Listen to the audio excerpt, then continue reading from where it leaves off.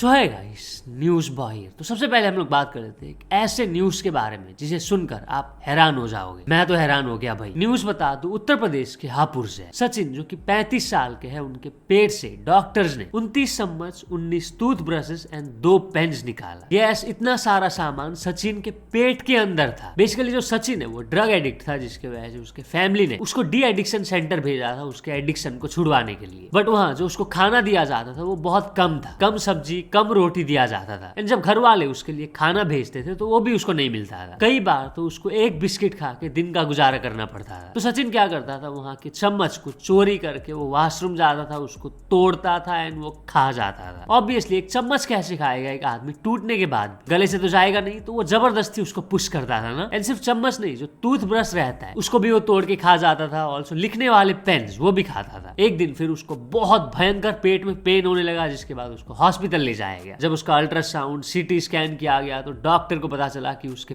पेट में कई चम्मच, कई टूथ ब्रशेस एंड पेन्स है। डॉक्टर्स ने पहले सोचा कि एंडोस्कोपी करके उसको निकालते हैं, बट क्योंकि उसके पेट के अंदर बहुत सारे ऑब्जेक्ट्स थे, इसलिए डॉक्टर्स को सर्जरी करके वो सबको निकालना पड़ा। डॉक्टर श्याम कुमार जो उस सर्जरी को लीड किए थे, वो सचिन के केस से रिलेटेड कहे कि ऐसे प्रॉब्लम्स उन लोगों में होता है जिनका साइकोलॉजिकल प्रॉब्लम्स होता है, पागल बेसिकली। बता दूं, ऐसा केस पहला नहीं है। उत्तर प्रदेश के ही मुजफ्फरनगर में 2022 में एक आदमी ने 63 चम्मच खा लिए थे। सेम उसका भी वही प्रॉब्लम था, वो भी ड्रग एडिक्ट था, उसको रिहैब में ले जाया गया था एंड वहाँ वो चम्मच खाया करता था तोड़ के, जैसे कोई कैडबरी चॉकलेट हो। इतना ही नहीं, 2019 में तो हिमाचल प्रदेश मंडी के एक आदमी के पेट से तो डॉक्टर्स ने 8 चम्मच, 2 स्क्रू ड्राइवर्स, 2 टूथ ब्रशेस, एक किचन नाइफ एंड एक डोर लैच उसके पेट से निकाला था। चाकू भी खा गया था भाई वो बंदा। मैं भाई अगर थोड़ा सा कुछ मैदा का खा देता हूँ तो पेट फूल जाता है, एंड यहाँ कुछ लोग चम्मच, पेन्स, टूथ ब्रशेस, चाकू, स्क्रू ड्राइवर्स खा रहे। तो चलिए नेक्स्ट अपडेट के बारे में बात करते चुकी धनश्री वर्मा के बारे में। युजवेंद्र चहल एंड धनश्री वर्मा का आपको पता होगा ऑफिशियली डिवोर्स हो चुका है। डिवोर्स के दौरान एक रूमर काफी ज्यादा फैला था कि धनश्री वर्मा ने 60 करोड़ रुपीस का एलिमनी मांगा युजवेंद्र चहल से। सबको इसके बारे में पता ही होगा। बाद में फिर धनश्री के फैमिली ने इसको बेसलेस कहा था एंड ऑल्सो ये कहा था कि इतना पैसा धनश्री या हमने कभी मांगा ही नहीं है। जिसके बाद फिर रिपोर्ट्स आए कि जो एलिमनी सेटलमेंट हुआ है वो हुआ है 4.75 करोड़ रुपीस का, जिसमें से 2.37 करोड़ रुपीस युजवेंद्र चहल धनश्री वर्मा को दे दिया है। तो ना जो एलिमनी को लेकर जो बहुत ज्यादा कंट्रोवर्सी हुआ था, उसके ऊपर रिएक्ट करी Dhanashree rise and fall show में ही आदित्य नारायण धनश्री वर्मा से पूछते हैं कितना टाइम हो गया तुम्हारा ऑफिशियली डिवोर्स हुआ, जिस पर धनश्री वर्मा कहती है ऑलमोस्ट 1 साल हो गया। फिर एक और कॉन्टेस्टेंट कुबरा धनश्री से पूछती है एक्चुअली जल्दी हो गया तुम्हारा, जिस पर धनश्री कहती है हाँ, क्योंकि हमारा डिवोर्स म्यूचुअल था, इसलिए जब लोग एलिमनी बोलते हैं वो गलत है। लाइक गाइस, जस्ट बिकॉज मैं कुछ नहीं बोल रही आप कुछ भी बोलते जाओगे क्या? बट ठीक है, मैंने यही सीखा है, मेरे पेरेंट्स ने भी यही सिखाया है कि तुम्हें बस उन्हीं को एक्सप्लेन करना चाहिए जो तुम्हारे अपने हैं और जिनके लिए तुम केयर करते हो। तो चलिए नेक्स्ट अपडेट के बारे में बात करते चुकी है राउंड टू हेल के वसीम के बारे में। तो वसीम बताया कि वो पिछले कई टाइम से डिस्टर्ब्ड है, परेशान है, और जो एक चीज के लिए वो अपने फैंस को पहले ही सॉरी बोले। सो गाइज,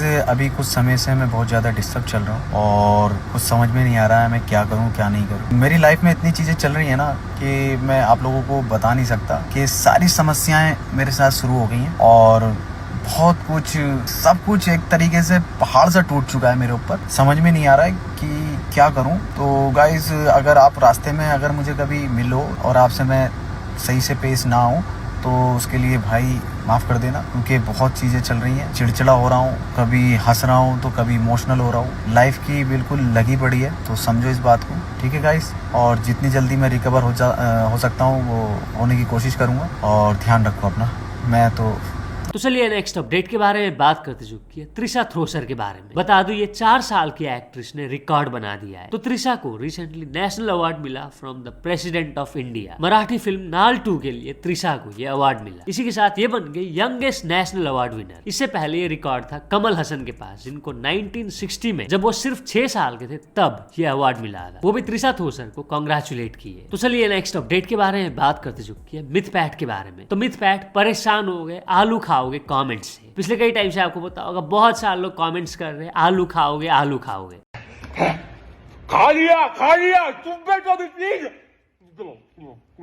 तो चलिए नेक्स्ट अपडेट के बारे में बात करते चुकी है पाकिस्तान के प्राइम मिनिस्टर शहबाज शरीफ के बारे में। तो शहबाज शरीफ को थोड़ा सा शर्म तो कर लेना चाहिए। ये अभी गए हुए हैं यूके एक इवेंट के लिए। तो होता क्या है, जब ये वेन्यू में जा रहे थे तब ANI की रिपोर्टर शहबाज शरीफ से पूछती है आप क्रॉस बॉर्डर टेररिज्म कब खत्म कर रहे हो, जिस पर शहबाज शरीफ रिप्लाई करते हैं हम डिफीट कर रहे cross border terrorism, we are defeating them. जिस पर ANI की रिपोर्टर सैवेज रिप्लाई दे देती है। वो कहती है इंडिया आपको डिफीट कर रहा है, पाकिस्तान के प्राइम मिनिस्टर। और उस इवेंट के दौरान शहबाज शरीफ इंडिया वर्सेस पाकिस्तान का जो वार हुआ था उससे रिलेटेड कहते हैं इस साल मई में हमारे ईस्टर्न बॉर्डर से बिना वजह अटैक हुआ, दुश्मन घमंड में आया था, हमने उसे शर्मिंदा करके वापस भेज दिया। पहलगाम इंसिडेंट पर मैंने एक इंडिपेंडेंट इन्वेस्टिगेशन का ऑफर दिया था लेकिन इंडिया ने मना कर दिया और उस ट्रेजेडी का पॉलिटिकल फायदा उठाया। इंडिया ने हमारे शहरों और आम लोगों पर अटैक किया। जब हमारी टेरिटरी और सिक्योरिटी को तोड़ने की कोशिश हुई तो हमने अपनी सुरक्षा के लिए जवाब दिया, जो यूनाइटेड नेशंस के आर्टिकल 51 के हिसाब से हमारा अधिकार है। फिर वो कहते हैं हमारी बहादुर फौज ने बहुत ही प्रोफेशनल तरीके से ऑपरेशन किया और दुश्मन के अटैक को सक्सेसफुल नहीं होने दिया एंड उनको उनके ही तरीके से जवाब दिया। हमारे फैल्कन यानी फाइटर जेट्स ने जवाब दिया उन्हें, जिसमें इंडिया के 7 जेट्स तबाह हो गए। अभी भी वो यही बोल रहे कि इंडिया के 7 जेट्स तबाह हो गए। शर्म कर लो यार थोड़ा सा तो। भाई इसका छोड़ो, ये तो कुछ भी बोलता रहता है। बट एशिया कप में इंडिया पाकिस्तान को धूल चटा रहे, आपको पता होगा। 2 मैचेस हुए इंडिया वर्सेस पाकिस्तान का,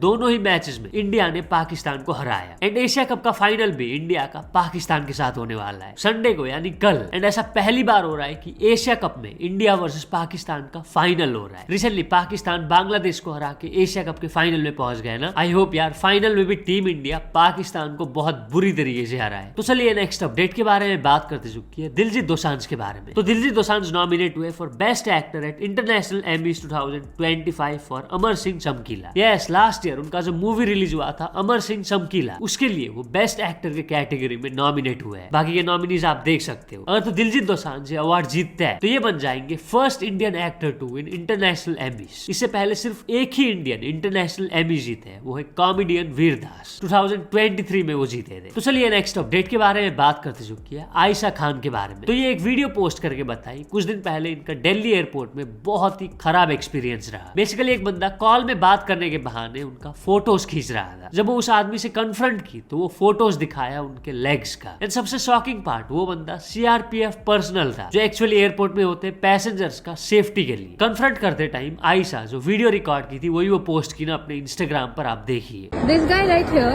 just clicked my picture. Now he's deleting it, and that's what he's doing. I'm in the airport, Terminal 1, and this is what this guy is doing. He's from CRPF, so you can't even imagine. हाँ, अब क्या दिखा रहे हैं आप? हटा दिया, automatic लगा हुआ था। अभी ऑटोमेटिक लगा हुआ था, तब से देख रही हूँ मैं आप क्या कर रहे हैं। मेरी बाप की उम्र क्या, शर्म करिए थोड़ी। तो चलिए नेक्स्ट अपडेट के बारे में बात करते चुकी है एक आदमी के बारे में जो फेक पुलिस बन गया VIP गरबा ग्राउंड में घुसने के लिए गुजरात सूरत में। यस, वो उस एरिया में इधर उधर घूम रहा था वॉकी टॉकी लेके। वॉकी टॉकी भी ब्रोकन, टूटा हुआ। उसके बिहेवियर को देख के वहां जो एक्चुअल पुलिस वाले थे उनको डाउट हुआ। इसके बाद होना क्या है, वो पकड़ा गया। अरेस्ट होने के बाद पता चला कि ये जो आदमी है ये पिछले 2 दिन से पुलिस आइडेंटिटी का मिसयूज कर रहा था to attend garba events. Last night तो वो फेक पुलिस बन के VIP जोन में घुस गया था एंड सेलिब्रिटीज के साथ पिक्चर्स भी लिया था। तो चलिए नेक्स्ट अपडेट के बारे में बात करते चुकी है डोनाल्ड ट्रंप के बारे में। तो डोनाल्ड ट्रंप ने लगा दिया है 100% का टैरिफ ऑन एनी ब्रांडेड और पेटेंटेड फार्मास्यूटिकल प्रोडक्ट। ये टैरिफ्स बता दूं जेनेरिक मेडिसिन के लिए नहीं, जो ब्रांडेड एंड पेटेंट किए हुए दवाइयां है उनके ऊपर। कौन से कंट्री के ऊपर वो टैरिफ्स लगाए? सारे। इससे बता दूं इंडिया पर भी बहुत बड़ा असर पड़ेगा क्योंकि काफी सारे इंडियन ब्रांडेड दवाइयां USA इंपोर्ट करते हैं। 100% का वो टैरिफ लगाए मतलब क्या है, जो इंडियन ब्रांडेड दवाई वहां $100 में मिल रहा था वो अब $200 हो जाएगा। अब अगर कोई फार्मा कंपनी को अपना ब्रांडेड दवाई USA में बेचना है बिना टैरिफ्स के, उसका एक उपाय है USA में मैन्युफैक्चरिंग यूनिट बनाना। अगर उनका मैन्युफैक्चरिंग यूनिट फिलहाल वहां नहीं है तो अगर वो अनाउंस कर देंगे या बताएंगे कि हम बिल्ड करेंगे या फिर कॉन्स्ट्रक्ट करना चालू कर देंगे, तब भी 100% टैरिफ्स नहीं लगेगा। बेसिकली ट्रम्प चाहते हैं कि जो दवाइयां है वही बने। वहां अगर मैन्युफैक्चरिंग यूनिट खुलता है तो वहां के लोगों को जॉब्स मिलेगा ना। बता दूं ये सिर्फ इंडियन कंपनीज के लिए अप्लाई नहीं होता बल्कि बाकी देशों का फार्मा कंपनी का भी यही है। तो चलिए नेक्स्ट अपडेट के बारे में बात करते चुकी है आर्यन खान के बारे में। जैसे कि मैं आपको कल के वीडियो में बता चुका हूँ, समीर वांगखेड़े जिन्होंने आर्यन खान को 2021 में ड्रग्स के मामले में अरेस्ट किया था, उन्होंने आर्यन खान के अगेंस्ट में 2 करोड़ रुपए रुपए का डिफेमेशन केस फाइल कर दिया है। क्यों? क्योंकि आर्यन खान ने अपने series the Bads of Bollywood में समीर वानखेड़े जैसे दिखने वाले एक्टर को हायर किया एंड उनका इनडायरेक्टली मजाक उड़ाया ना। Sameer Wankhede defamation case file किए। कोर्ट क्या कहे इसके बारे में? इसी से रिलेटेड योगी बाबा प्रोडक्शन एक रील पोस्ट किए थे, आप देखिए। समीर वानखेड़े के 2 करोड़ का defamation case Delhi high court ने रिजेक्ट कर दिया है। जहां समीर वानखेड़े ने अपने बेस्ट फ्रेंड आर्यन खान के show the Bads of Bollywood पे 2 करोड़ का डेफेमेशन केस किया था दिल्ली हाई कोर्ट में, कहते हुए कि उनका एक फॉल्स और मैलिशियस पोर्ट्रेल किया गया शो में और उन्हें डिफेम किया गया है। लेकिन कोर्ट ने सवाल पूछा कि ये मामला तो दिल्ली में हुआ ही नहीं, तो दिल्ली हाई कोर्ट क्यों आए हो? बेसिकली चोरी अगर मुंबई में हुई है तो कंप्लेन दिल्ली में काहे कर रहे हो? जिसपे समीर वानखेड़े के लॉयर ने कहा कि दिल्ली में भी तो लोगों ने शो देखा है, हेंस नेगेटिव इफेक्ट यहाँ भी पड़ा है। लेकिन जज साहब कन्विंस नहीं हुए और केस को रिजेक्ट कर दिए। पर यह भी कहा कि भाई थोड़ा बेटर रीजन के साथ आओ नेक्स्ट टाइम, जिससे समझ में आए कि दिल्ली हाई कोर्ट का इसमें क्या जुरिडिक्शन है। Basically try again later. जहां बहुत जल्दी समीर वानखेड़े के लॉयर्स इस केस को वापस रिफाइल कर सकते हैं, वहीं साथ में अनुराग कश्यप का कोविड के वक्त फेड डिसूजा को दिया हुआ ये इंटरव्यू काफी वायरल जा रहा है। The officer in charge is Sameer Wankhede. जहां पे वो कह रहे हैं कि गवर्नमेंट समीर वानखेड़े को यूज कर रही है to distract from real questions, जो कोविड के वक्त काफी ज्यादा हो रहे थे। Who wants distraction from real questions? It's the government. वहीं अनुराग ने यह भी कहा कि समीर वानखेड़े को बॉलीवुड में इन्वेट करना और न्यूज में रहना बहुत ज्यादा ही पसंद है। इवन अनुराग कश्यप का बैंक अकाउंट भी फ्रीज कर दिया गया था 2 साल तक by Sameer Wankhede. When I dragged them to court, 15 minutes before my court hearing, my bank account was defreezed after 2 years. Sameer Wankhede और बॉलीवुड का रिश्ता काफी पुराना और काफी कंट्रोवर्शियल रहा है, जिसमें काफी सारे सेलिब्रिटीज का नाम आया है और अब आर्यन खान वापस से एक लेटेस्ट शिकार है। क्या लगता है तुम्हें, समीर वानखेड़े के डेफेमेशन केस में दम है या बस ये सब सिर्फ न्यूज में रहने के लिए? तो चलिए नेक्स्ट अपडेट के बारे में बात करते, जो कि एक रैपिडो ड्राइवर के बारे में जो कुछ ऐसा करते हैं जिसके बाद काफी सारे लोग उनको अप्रिशिएट कर रहे हैं। जब गरबा नाइट के बाद ये लड़की रैपिडो करके अपने रूम आई तो इसे याद आया कि मैं चाबी भूल गई। चाबी बेसिकली उसके रूममेट के पास था एंड जो रूममेट है वो नहीं पहुंची थी, वो आ रही थी रास्ते में। अब क्योंकि काफी रात हो चुका था, उसके पास चाबी नहीं था, वो घर के अंदर नहीं घुस सकती, तो जो रैपिडो ड्राइवर है वो लड़की को कहते हैं मैं यहाँ रुक जाता हूँ जब तक तुम्हारी दोस्त नहीं पहुंचती। एंड ये चीज लड़की को बहुत अच्छा लगा, जिसके बाद वो एक वीडियो रिकॉर्ड की, आप देखिए। Guys, listen. I just came back from Garba night and मेरे पास मेरे फ्लैट की कीज नहीं है. My flatmate is out. I'm waiting for her. आप देख सकते हो बहुत शांत हो गया. It's almost midnight. तो I was just waiting and Rapido वाले भैया actually offered to stay. It was like madam मैं आपके साथ रुक जाता हूँ जब तक आपकी फ्रेंड नहीं आ जाती है यहाँ पर. And that is just so sweet. Like humanity is still there. तो चलिए नेक्स्ट अपडेट के बारे में बात करते, जो कि एक रशियन वुमेन के बारे में जो काफी ज्यादा डिसअपॉइंटेड हो गई एट इंडियंस कैजुअल लिटरिंग को देखकर। वाघा बॉर्डर में वो बैठी है एंड वहाँ कुछ लोग खा के जो कागज प्लास्टिक है वो वही फेंक देते हैं। वो एक वीडियो रिकॉर्ड की ना जो अभी वायरल जा रहा है, आप देखिए।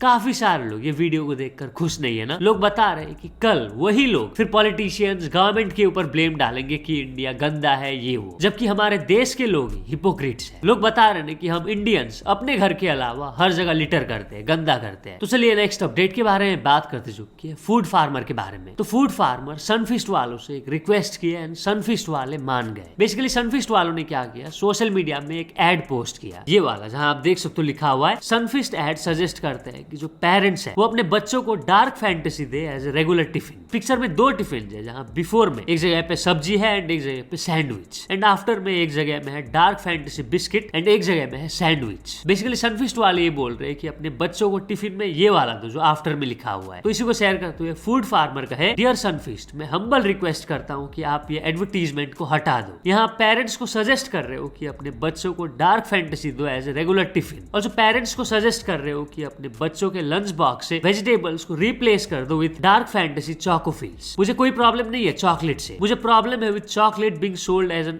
Everyday tiffin item. अगर तुम ये ऐड को हटाते हो मैं तुम्हें अप्रिशिएट करते हुए एक पोस्ट करूंगा। मेरा फाइट किसी कंपनी के अगेंस्ट में नहीं है, माई fight is for responsible advertising, best wishes and positive aggression, food farmer. जिसका फिर सनफिस्ट वाले रिप्लाई करते हैं, वो कहते हैं सनफिस्ट डार्क फैंटेसी का मकसद था कि टिफिन सबके लिए इंटरेस्टिंग बनाया जाए। इस ऐड का आइडिया ये था कि सैंडविचेस में वेजिटेबल्स को एक्साइटिंग तरीके से दिखाया जाए, ना कि उन्हें रिप्लेस किया जाए। However, it seems it may lead to misunderstanding at first glance. So इसलिए हमने ये पोस्ट को हटा दिया है, जिसका फिर फूड फार्मर रिप्लाई करता है थैंक यू इसके लिए। मैं एक वीडियो बनाऊंगा अप्रिशिएटिंग योर पॉजिटिव जेस्चर। तो बस आज के लिए बस इतने अपडेट्स थे। अगर तो वीडियो पसंद आया तो लाइक जरूर कर देना। मिलते हैं अपने नेक्स्ट वीडियो में।